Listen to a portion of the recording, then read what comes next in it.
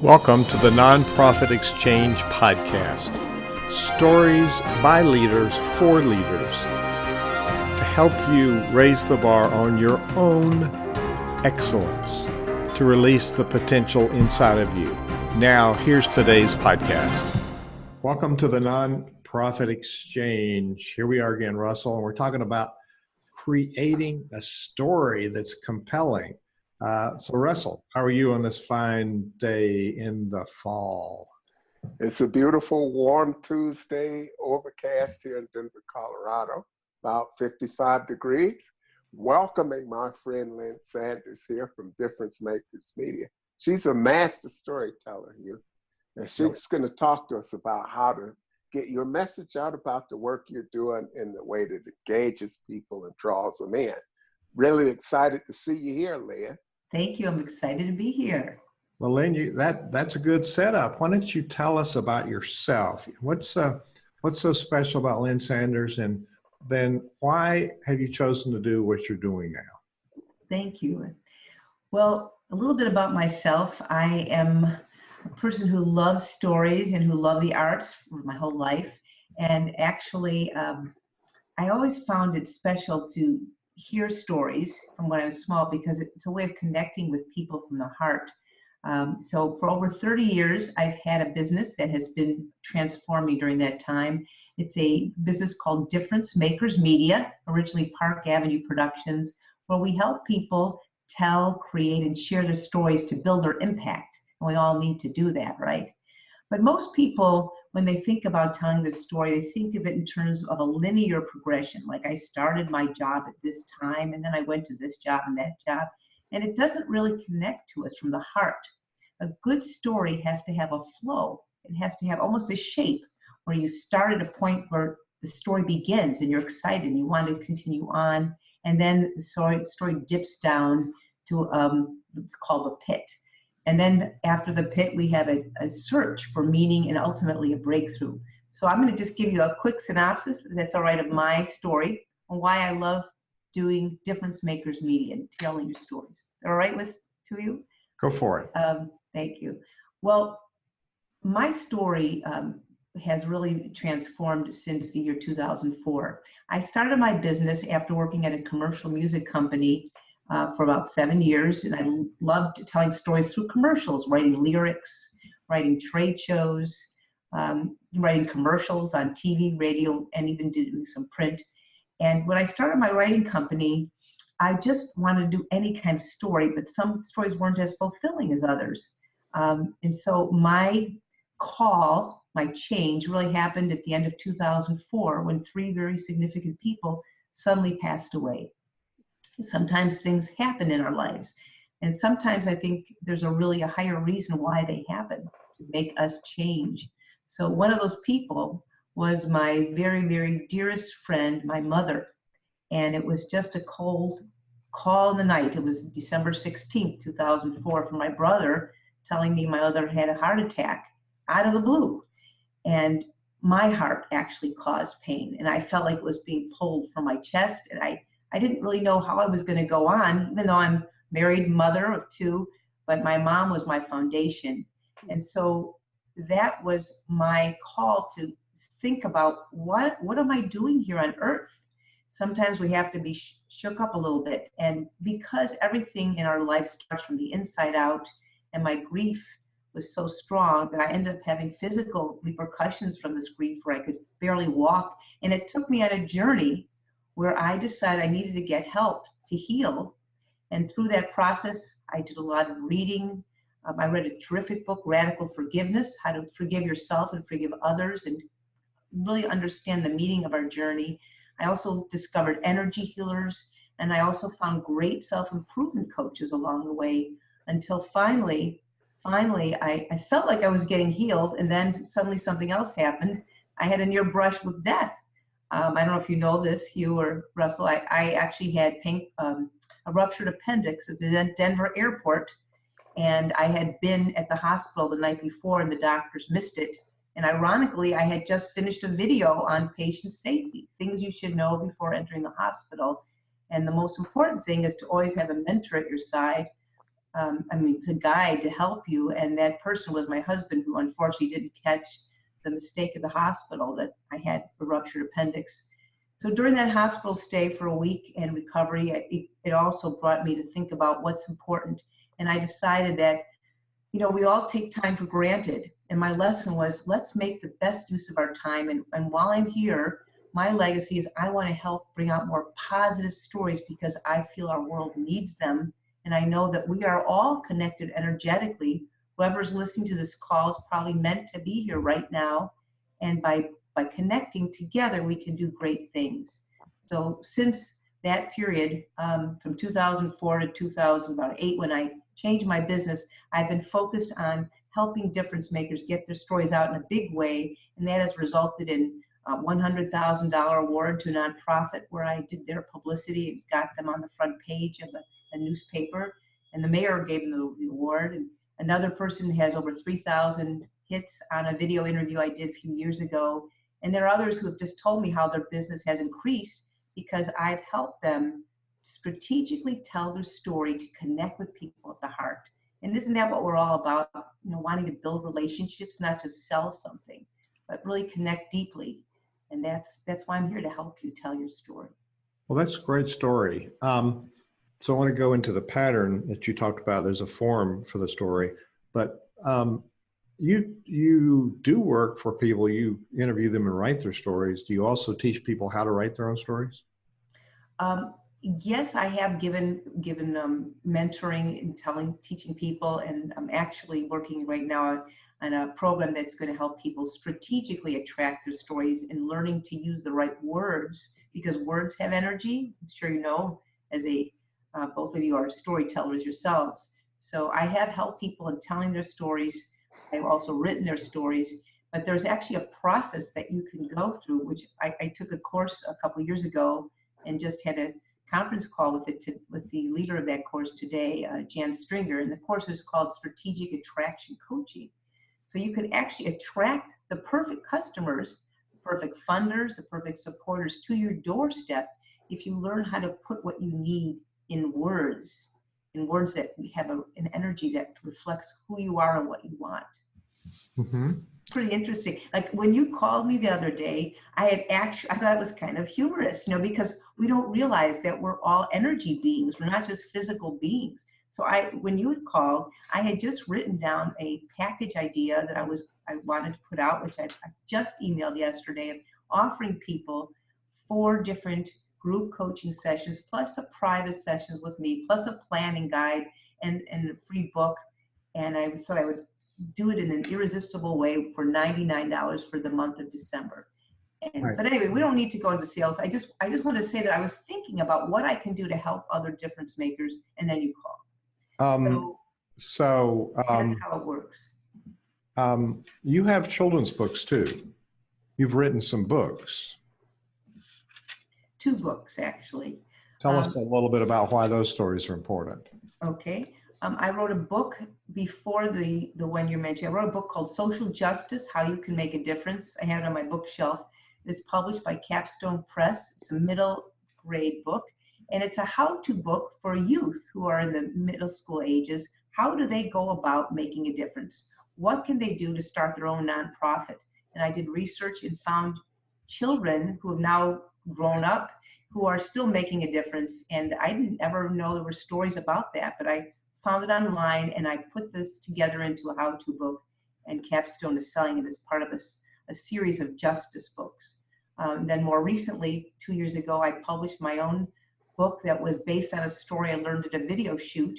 The story is called Dancing with Tex, T-E-X, The Remarkable Friendship to Save the Whooping Cranes. And it's a true friendship story between a man and a bird that helped the whooping cranes survive extinction. And it's really an amazing story, but people and birds and other animals are imprinted by whoever they see. And this bird had been raised by a zookeeper initially, and her name was Tex because she was born in Texas, and she thought she was a person and wouldn't hang out with other birds.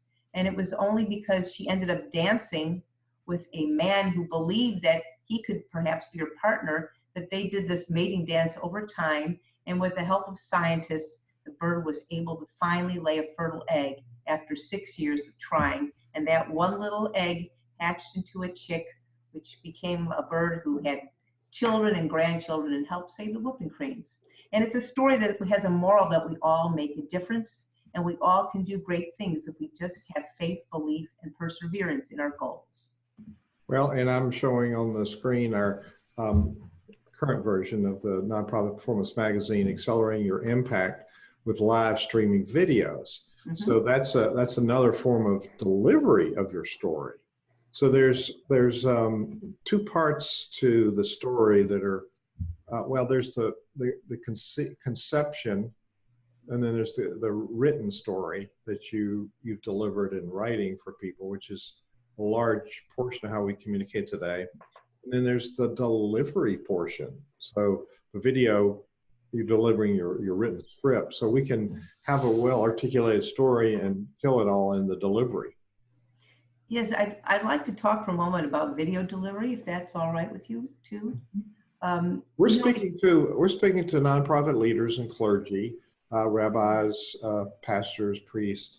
We're speaking to people who are influencers in community organizations or membership organizations.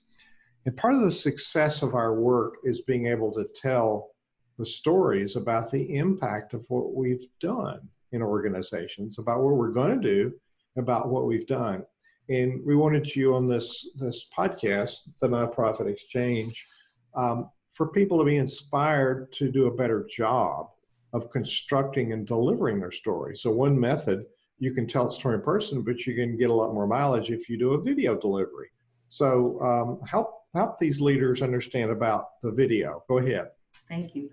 Well, first I want to let you all know, if you don't know it already, that the world is going video in a big way. More people are watching videos than are reading. Over 1 billion hits a day are on YouTube. And if you are not anywhere in that video field, you're missing out on many potential supporters and funders, people who are looking for you.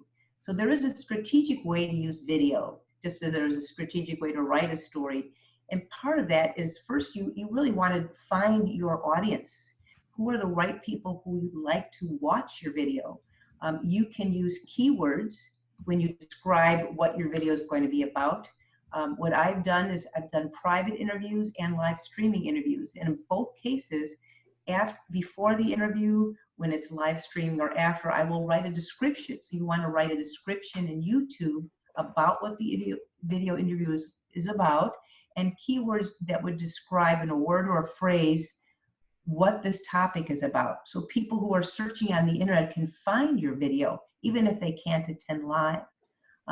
Then next, when you do a video, if you're doing an interview, which I think is a fun way to do things, you want to ask questions, just as Hugh and Dennis are doing, Russell is doing here, that are probing questions, but that give really important information to your audience.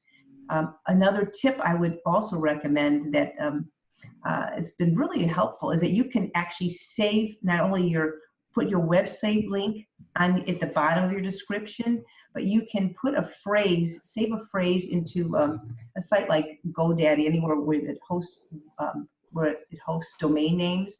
And for instance, my husband is a dentist, and in addition to his website for his dental office, I've saved the name Great Holistic Dentist, or Great Holistic Dentist in Chicago. So if you have a nonprofit and you're helping, let's say you're helping feed people who are hungry, you can look up key phrases and actually save them, and that you pay very nominally. I think it's $20 a year for that phrase, and you can direct the phrase to your website so people will find you. When we do interviews so that we keep them not too long and not too short, usually about 30 minutes. You can make them shorter or longer. And we ask people questions that share their story first. So you connect first from the heart, just as I did here. And then people want to know about the benefits, of course, of what you perform. So it's really good to give credentials that show results, just as I did in my storytelling, because people will believe you when they hear that other people have benefited from your services. So that's why testimonials are so important. You can get testimonial video interviews from people who have used your services and post them to your website as well as on social media. Every video that I do, I post a link on social media. So I would recommend you do the same thing. I use LinkedIn, Facebook, Twitter, Google Plus. I just started using Instagram, but there are many sites. So you want to find the sites that your audience is going to and be consistent. So the next thing is, after you create a video, whether it's private interview that you're recording at one time and posting later, or live streaming, which means that people can respond right there and then to your interview, you want to be able to not only record it and have it posted in YouTube, have it on your website, but also refer to it on social media and on a consistent basis. If you can plan to do your video programs just as you would plan to do articles, even once a month or twice a month, people will look forward to them. You know, I would recommend, if you can, even once a week, because people can forget you easily. But the more consistent you are with your base, with your audience, and the more you recommend that they share the video with others, the more you will grow your audience. Russell, what are you hearing there? He's dwelling on your every word, I can tell.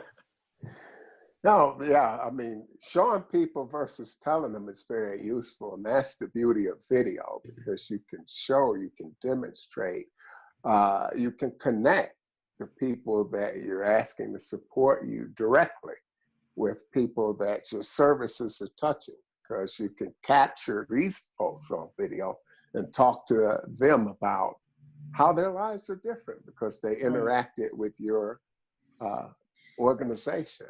So I think a lot of people want to tell stories and they want to convey a message about what they're doing. How important is it for them to look at a real strategy, having a plan for actually going out and telling their story that's going to reach the right people at the right time? Great question, Russell. A plan is very important. That's why I was just saying a few moments ago that you want to be consistent. People, there's a phrase that always stuck in my mind: people don't care about how much you know until they know how much you care. And the beauty of video is that you can see and hear and experience someone. So you're feeling their message from your heart. If you just read some words on paper, which I still love writing, and that's great to write, but people don't get to see you, so they can connect with you in a deeper way. I would recommend, if you really want to grow your business, take a look at the stories that are being generated from your organization.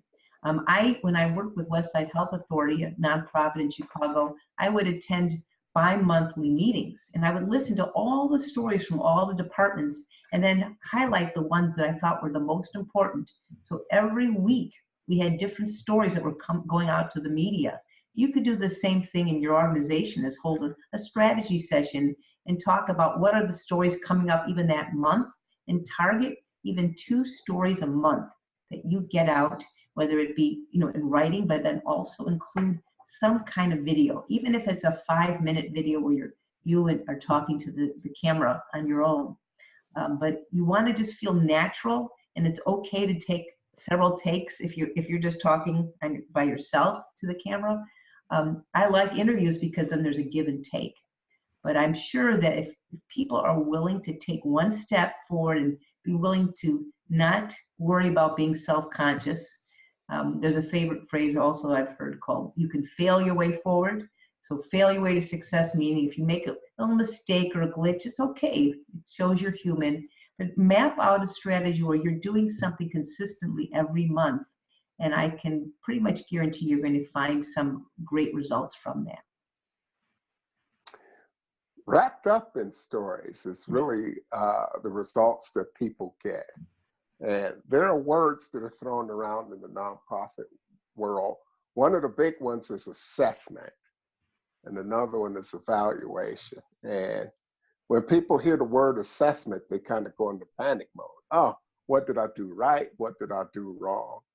But when it comes to the mission and the work that we do, it's important to kind of define what that looks like. We can't always put everything on a pivot table. So this is why stories are important, because we can get that qualitative information where people can describe the ways that their lives are different.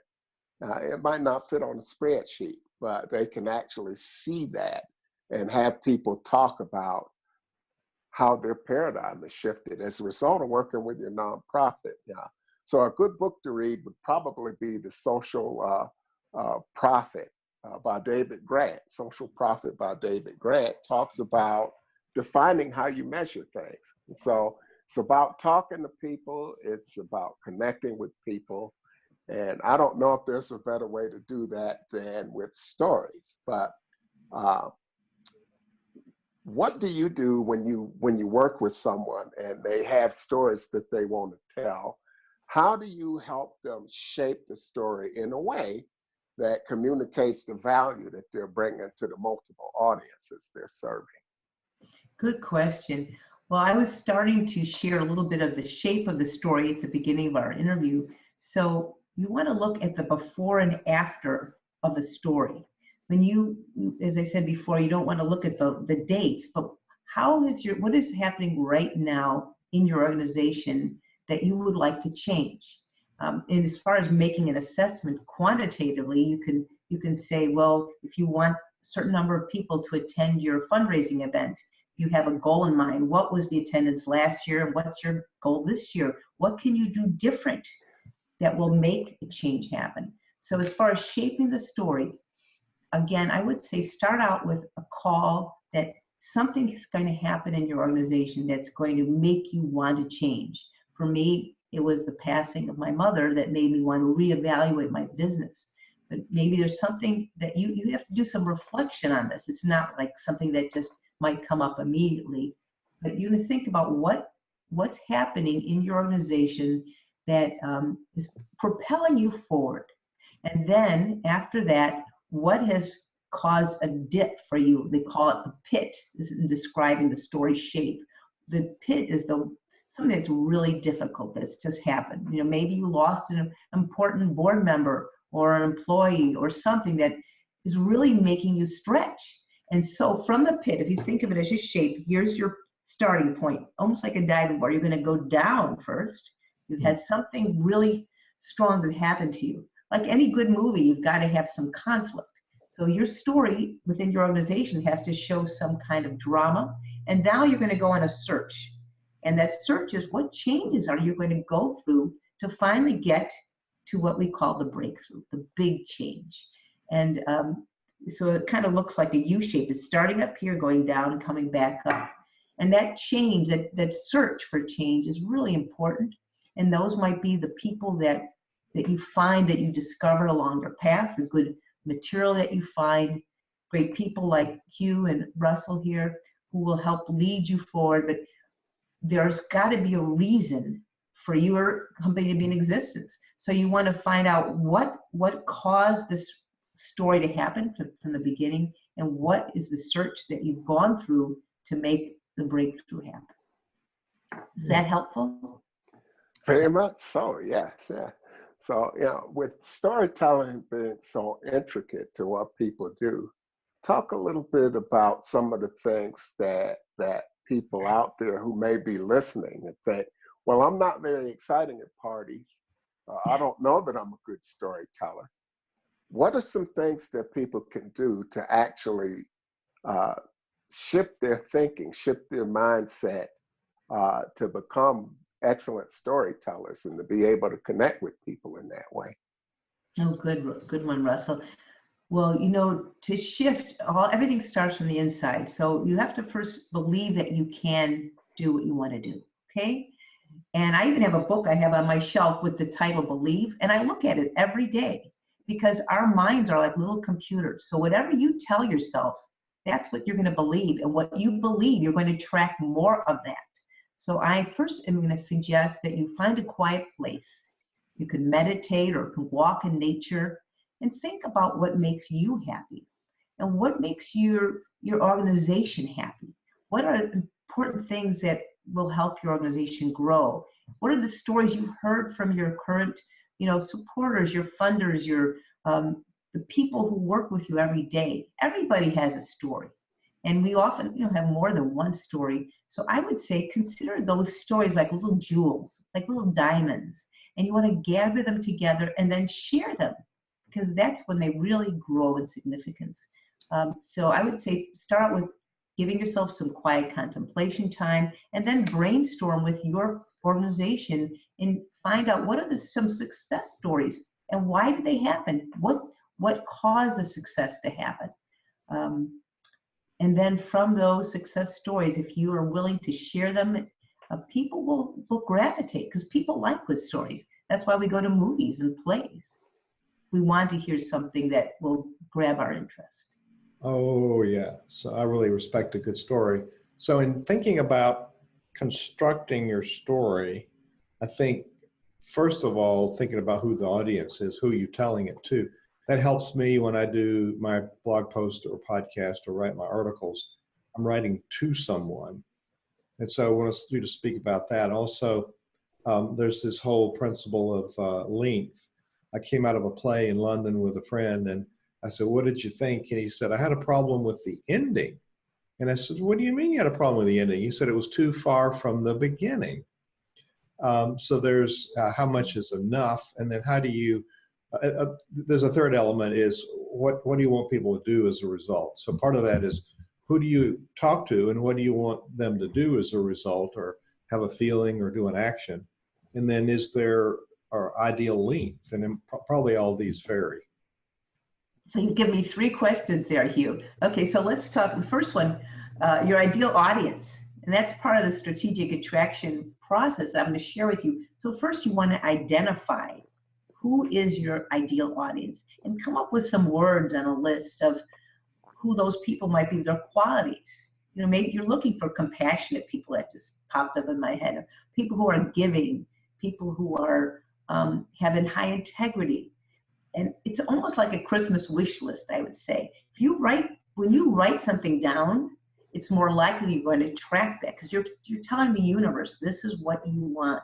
So you're going to identify that perfect audience and put it down on a list. And then, Hugh, remind me, the next question. Well, it's who you're talking to and what do you want them to do as a result of the story. Okay, so yes, what do you want them to do? So that would be basically the next piece on your paper, just like, or on your computer screen, is I would say write down, identify the actions that you want to happen. In the case of my book, you know, I was using the strategic attraction process to find the perfect publisher. I ended up self-publishing. Then I used it to find the perfect illustrator. So I started writing down qualities of people. And then, you know, so you want to find the right actions from these people. I would again say write it down. And then even you can do probably even Google searches online to find people who support your type of organization. And I would recommend connecting with them on social media. And even if there was some story that you have that's written in a blog or that you did a video from some time ago, you can still use a link from the past and put it, you know, up on a media site so people will find you. You can also be really clear about what you expect. I would recommend this highly with everybody on your team so that you're all on the same page. So if you all have different viewpoints on what you want your followers to do, you want to be in sync, because your organization is like a person. You have your own organizational personality, just like people. So again, I would recommend that you all come together and write down what you want from your perfect supporters or your perfect clients. And then there was one last question Hugh asked. Would you read mine? The whole premise of the kid asked his father a question. He says, "Why don't you ask your mother?" And the kid says, "I don't want to know that much about it." So there's, you know, a link to the story. We can lose our effectiveness if we go too long. That's true. Well, I kind of, you know, I kind of do this by instinct too. When you say something is too long, it's true. You know, was it Mark Twain who wrote that I didn't have enough time to write a shorter story? Because it takes time. So you want to think really, looking over your story. I've done editing for people. It tends to be that when you write, you're using the right side of your brain for the creative side. The left side is the organizational side. I would say first, when you want to find the right partners in your business or the right funders or supporters, just write freely. Don't let your critic side, left side take over. Don't worry if it's too long. Then go back and edit. Same thing on a video. If you're doing a live streaming video where you can't go back and change it, you can practice in your head ahead of time. How would you answer these questions? Now, I didn't get to practice with Hugh or Russell before this interview, but I'm being conscious of not talking too long. But if you have the chance to have someone tell you what questions they'll ask you ahead of time, then you want to think to yourself, how can I best express this in the most succinct way? And then let people ask you more questions. What do you think? And this is, Go ahead. and this is what lends power to the interview, because an interviewer, a person that is looking at your organization, says, okay, there are some things that I want to know. And it forces you to kind of focus your thinking, focus your message, to get those most important details there. So in addition to storytelling, how important is it for a leader to try to harness publicity and maybe get in front of some other audiences and find as many venues as she or he can to spread the message about their work? That is so important, Russell. You know, I think sometimes we get so busy doing our work that we don't think about how other people will hear about it. We're just doing it. And that's what's exciting to me, is to be able to share your great news, because the world is yearning to hear great stories. You know, I feel our world right now is kind of being bombarded by too much negative stories. Too much. It's almost like, you know, there's too much sour sauce. You have sweet and sour. So we need a balance. And you, our nonprofit leaders and influencers, are here to give out that great balance. You're here to share great stories to uplift our spirits and inspire us to tap into our highest potential. So the best thing you can do is take a little time out of your schedule, just as you would take out time to do your regular work, to make it your work on your business, work on your story time, not just do the business, work on the business. So part of that is marketing, reaching out, finding your audience, connecting with them on social media. And one way to connect, this is another good tip, is not just to talk about yourself, but comment on other people. There's this 80-20 rule. There's books written on this. 80% of the people, they're only 80, you reach out to people and you will find that, I think it's 20% of the people will find you. You know, you can, something like, I believe that's something like that. So when you do your publicity, you're going to reach out to a wide range of people, but you're still going to find that 20% who are going to want your news and your stories. And if you comment on their stories and you acknowledge them, then they're going to want to learn more about you. People don't like to just hear someone talking about themselves on and on and on. That's kind of boring. And it shows that you don't care about them. So to connect at a deeper level, I would recommend comment on their stories, ask them about themselves, and then they'll want to learn more about you. And that's how you build relationships. That's the key point right there. There's a relationship in this exchange. So what are the occasions of telling stories? When are stories appropriate or mandated or welcomed? Okay, well, I'd say there are many opportunities. First of all, you have events going on, and hopefully you have activities going on a regular basis, so people need to know about them. Also, you want to capture the stories of testimonials from people who have had great experiences with your organization. Fundraisers, of course, are main events. But I would also recommend digging deep into some of those stories behind the scenes. So if you have an activity and somebody touched someone else's life, and you know, whatever, be in touch with your staff, be in touch with your supporters, and find out, maybe send out a survey, what difference has our organization made in your life? Share with us your story, and you can even give them an incentive, doing something for them back if they're willing to share it. People love talking about themselves, right? So if you get them to talk about themselves and acknowledge them and honor them, they'll feel grateful. And meanwhile, you can feel grateful too, because then you've brought more people into your circle. And stories really are everywhere. I mean, if you think about it, every day of our life is like a story, isn't it? We get up and what's happening?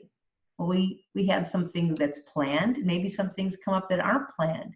So maybe you want to keep a journal of what's happening in your organization, whether it's on a daily or weekly basis. I'm sure you have staff meetings. Keep a log of what stories are happening, and then decide what are the stories you want to publicize, as Russell was bringing up, share with the audience, the masses. You never know, I have to say this, you never know what can go viral. And when it goes viral, we have at our fingertips now the opportunity to reach the world. We never had that years ago. If you post something on a video and someone likes it, it can go all around the world and bring you many, many thousands of dollars just because it's out there. That's the beauty of this. There's the flow in the story. Go back to that. You were shaping it before. I remember listening to what I would have considered a very good story, except there were tangents that really didn't relate to the momentum or the flow or the energy of where are we going. And so I got off track being curious as to why are we talking about this.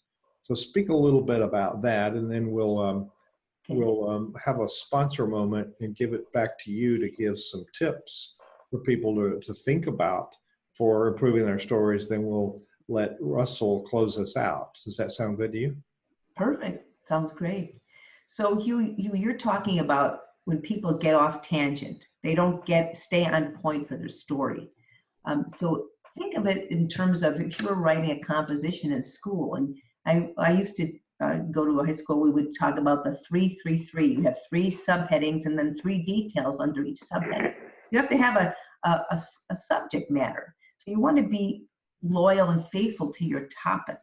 And if something comes up as a tangential, as an outside interest, you don't want that to take people off the main flow, the main focus of your story.